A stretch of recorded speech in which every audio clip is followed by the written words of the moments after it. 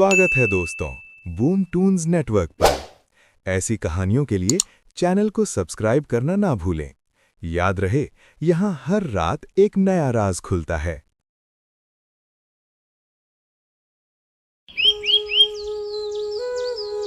लल्ला लल्ला लोरी, दूध की कटोरी, दूध में बताशा, मुन्ना करे तमाशा। सो जा मेरे लाल, सो जा मेरे लाल। दिया के सो जाने के बाद उसकी माँ पास वाले कमरे में सोने चली गई। दिया, ए दिया, उठ नींद से। क्या हुआ, सुनाई नहीं दे रहा? वो गुड़िया मेरी है, तूने मेरी गुड़िया क्यों ली? जल्दी उसे मुझे वापस कर, मैं कह रही हूँ। क्या हुआ, बात सुनाई नहीं दे रही क्या? माँ कहाँ हो तुम? जल्दी आओ, मुझे बहुत डर लग रहा है। ये तो दिया की आवाज है। क्या हुआ माँ, मुझे बता क्या हुआ, और इस गुड़िया को नीचे क्यों फेंक दिया है? मैंने उसे नीचे नहीं फेंका माँ, वो खुद ब खुद वहाँ चली गई। जब मैं सो रही थी तब कोई मेरी गुड़िया लेने आया था और कह रहा था कि ये गुड़िया मेरी नहीं है, ये उसकी गुड़िया है। ये तो तुम्हारी ही गुड़िया है, किसी और की क्यों होगी भला?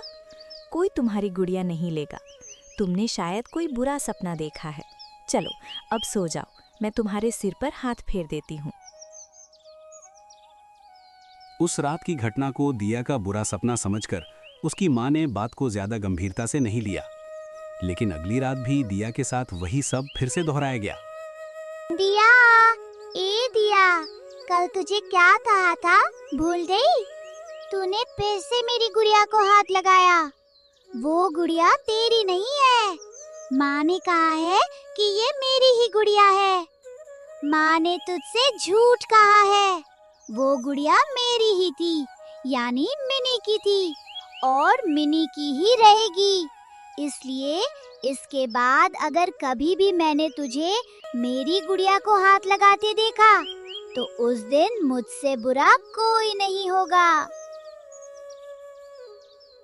ये गुड़िया यहाँ कैसे आई? मैं तो कल रात इसे दिया के पास रख कर गई थी। लेकिन दिया के लिए उसके माता पिता का ये प्यार उस लड़की की आत्मा किसी भी हाल में बर्दाश्त नहीं कर पा रही थी। और उस रात शुभ रात्रि दिया बेटा, शुभ रात्रि। हो गया, अब चलो जल्दी से सो जाओ। तूने फिर से मेरी गुड़िया को हाथ लगाए दिया। अब देख मैं तेरा क्या हाल करती हूँ। कौन हो तुम? यहाँ कैसे आई? अभी के अभी यहाँ से चली जाओ। माँ, माँ, मैं तुम्हारे माँ बाप को तुमसे क्यों छीनूंगी? मेरे अपने मम्मी पापा हैं। वो तेरे मम्मी पापा नहीं है, वो मेरे मम्मी पापा हैं, और मैं उनकी छोटी मिनी हूँ। वो अपनी मिनी के अलावा किसी और से प्यार नहीं करते थे, लेकिन जिस दिन से तू इस घर में आई है वो बस तुझ में ही खो गए हैं। मेरी तो किसी को याद ही नहीं आती। लेकिन अब मैं ऐसा और नहीं होने दूंगी, मैं तुझे भी मार डालूंगी। ये कहकर उसने जोर से दोनों हाथों से दिया का गला दबा दिया। दिया किसी तरह अपना हाथ छुड़ाकर बिस्तर से उतरी और दरवाजा खोलकर माँ माँ चिल्लाते हुए बाहर भागी। दिया, क्या हुआ तुझे? मुझे बता, तेरे गले पर ये निशान कैसे पड़े? वो मुझे मार डालेगी माँ, वो मुझे मार डालेगी। कौन तुझे मार डालेगा बेटा? क्यों कह रही हो तुम ऐसा? मैंने उसे आज पहली बार देखा है पापा। उसकी आंखें लाल हैं और उन आंखों से खून निकल रहा है। उसका नाम मिनी है। वो कह रही है कि मैंने उसे तुम दोनों से छीन लिया है और उसकी सारी चीजें भी ले ली हैं। वो मुझे मार डालेगी पापा, वो मुझे मार डालेगी। वो अब भी उसी कमरे में है, वही खड़ी है। मेरी प्यारी बच्ची, चुप हो जा तू, रो मत। तेरी माँ तुझे कुछ नहीं होने देगी, कुछ भी नहीं। तुम एक बार उस कमरे में जाकर देखो तो सही, उस कमरे में कोई कहीं नहीं है। दिया को उसके माता पिता ने मिनी के बारे में कभी कुछ नहीं बताया था, इसलिए उस कमरे में कोई ना होने के बावजूद दिया के मुंह से मिनी का नाम सुनकर उन्हें ये समझने में देर नहीं लगी कि मिनी चली तो गई है, पर उसकी रूह यानी आत्मा अब भी इसी घर में है।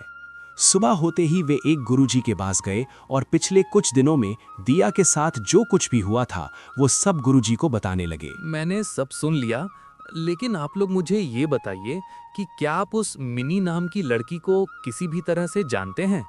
नहीं। तुम चुप रहो नीलिमा, उनसे झूठ बोलकर हम दिया को नहीं बचा पाएंगे। दिया की जान बचाने के लिए हमें उन्हें सारा सच बताना ही होगा। कुछ महीने पहले। और नहीं खा सकती माँ, मेरा पेट भर गया है। तू सब खा लेगी? स्कूल में जाकर अगर भूख लगी तो तेरी माँ तुझे वहाँ खिलाने नहीं आ पाएगी। पहले वो वाली कविता सुनाओ, तभी मैं खाऊंगी। अच्छा, वही सुनाती हूँ, पर तू खा ले बेटा। बिस्किट, दूध और साथ में चीनी, कौन खाएगा कौन खाएगा? कहाँ है मिनी? तैयार हो गई बेटा? चल जल्दी, तुझे स्कूल छोड़कर मुझे बाजार जाना है।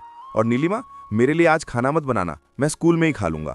हमारे स्कूल के एक टीचर की कल शादी की सालगिरह थी, उसी मौके पर उन्होंने आज सभी शिक्षकों को दावत दी है। अच्छा, और मिनी, तुम स्कूल में बिल्कुल भी शरारत मत करना, अच्छा? चलो चलो अब। माँ, चलती हूँ। संभल कर जाना। पापा, आप अपनी ये साइकिल पर कभी किसी और को नहीं बिठाएंगे। मैं चाहती हूँ कि इस पर सिर्फ मैं ही बैठूं। आप चाहें तो माँ को कभी कभी बिठा सकते हैं, लेकिन और किसी को नहीं। वादा कीजिए कि इस पर और कोई कभी नहीं बैठेगा।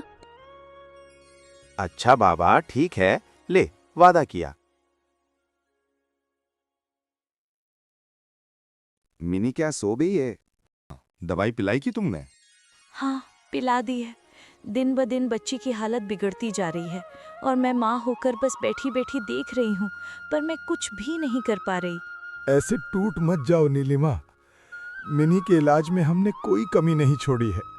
इसके बाद भी जहाँ जहाँ उसे ले जाना पड़े मैं ले जाऊंगा। मैं अपनी आखिरी कोशिश तक हार नहीं मानूंगा। तुम खुद को संभालो नीलिमा, इस हालात में तुम्हारा हिम्मत रखना बहुत जरूरी है।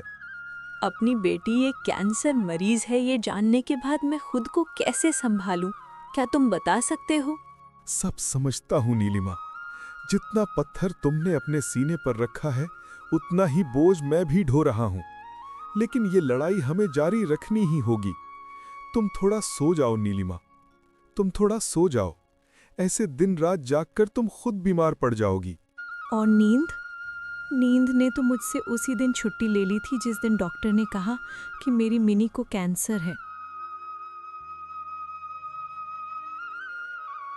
मिनी के माता पिता अपनी तमाम कोशिशों के बावजूद मिनी को बचा नहीं पाए और मिनी की मौत को नीलिमा किसी भी हाल में बर्दाश्त नहीं कर पाई और वो कुछ हद तक पागल सी हो गई। मिनी की सबसे पसंदीदा गुड़िया को ही मिनी समझकर वो सारा दिन उससे बातें करती रहती। मैं आपकी हालत समझ सकता हूं अनंत बाबू। इस स्थिति में आपको किस तरह की सांत्वना देनी चाहिए ये मुझे नहीं पता, लेकिन फिर भी कह रहा हूं कि आप इस तरह टूटिए मत। इस वक्त आपको ही भाभी जी के साथ खड़ा होना होगा, उन्हें संभालना होगा। उन्हें और क्या सांत्वना दूं नील रतन बाबू, वो तो पागल सी हो गई हैं। बेटी की गुड़िया को बेटी समझकर उसके साथ दिन भर बातें करती रहती हैं। अगर आप बुरा ना माने तो क्या मैं आपको एक सुझाव दे सकता हूं? मैं एक संस्था एनजीओ के बारे में जानता हूं जहां अनाथ बच्चों को रखा जाता है। अगर कोई दंपत्ति चाहे तो वहां से बच्चा गोद ले सकते हैं। इसलिए मैं कह रहा था कि अगर आप इस बारे में सोचें तो शायद वो बच्ची मिनी की जगह ले ले, और हो सकता है कि समय बीतने के साथ साथ भाभी जी भी सब भूलकर उस बच्ची को अपना ले।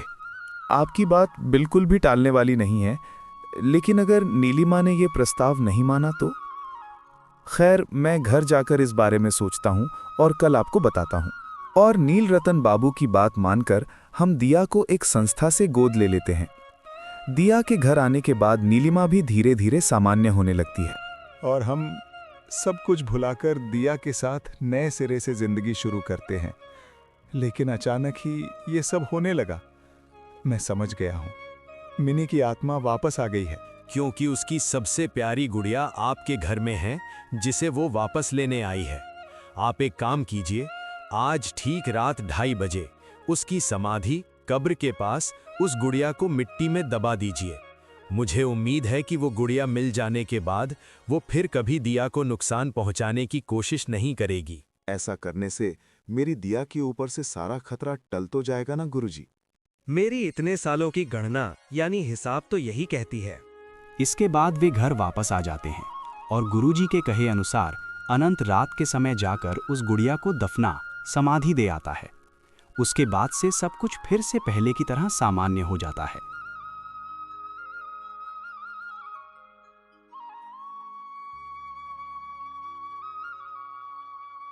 दिया, ए दिया, देख मैं मिनी हूँ।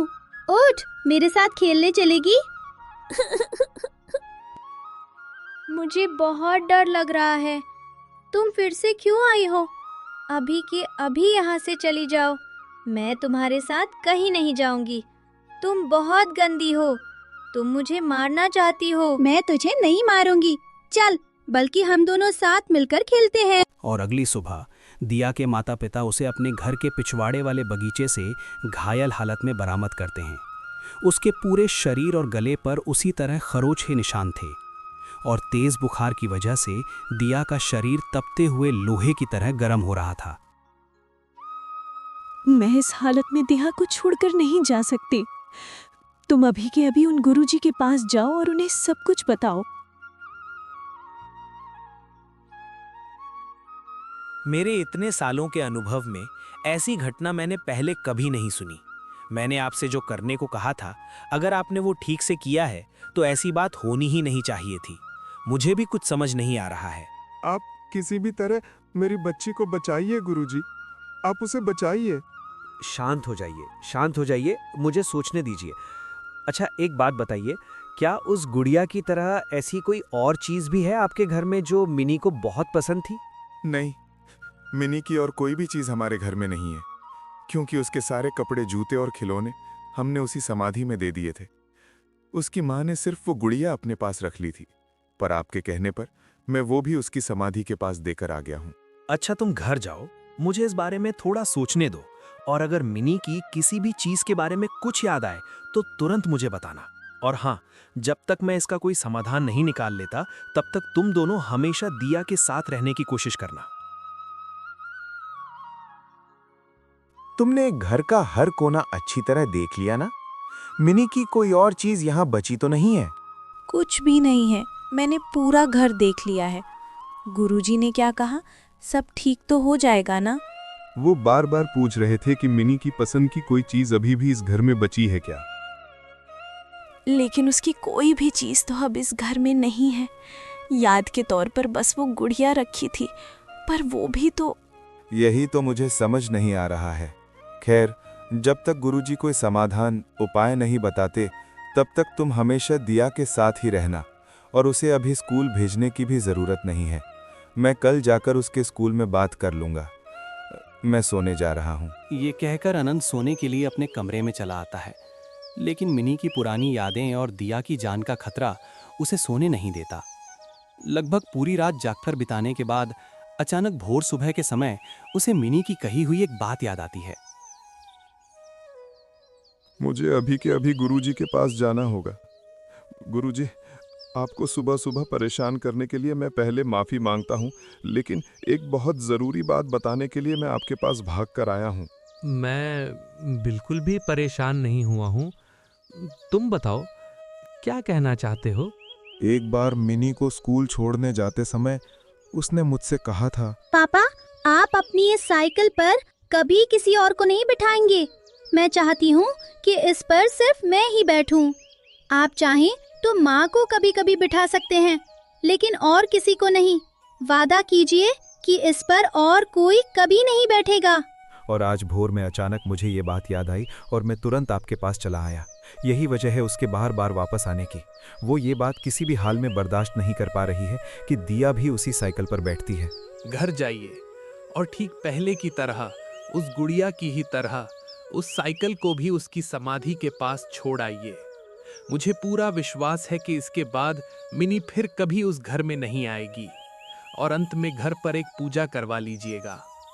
इसके बाद अनंत घर आ जाता है और रात के समय मिनी की समाधि के पास जाकर गड्ढा खोदकर उस साइकिल को उसमें दबा देता है। उसी समय घर पर नीलिमा को कुछ दिखाई देता है। टाटा माँ, मैं जा रही हूँ हमेशा के लिए। मिनी, मेरी मिनी, मेरी मिनी। चुप हो जाइए माँ, रोइए मत। देखिए वहाँ कोई नहीं है। और उसके बाद से मिनी फिर कभी वापस नहीं आई। अगर आपको ये कहानी पसंद आई हो तो कृपया कमेंट करें, वीडियो को लाइक करें और अपने दोस्तों के साथ शेयर करना ना भूलें। ऐसी ही रोमांचक कहानियों के लिए चैनल को सब्सक्राइब जरूर करें।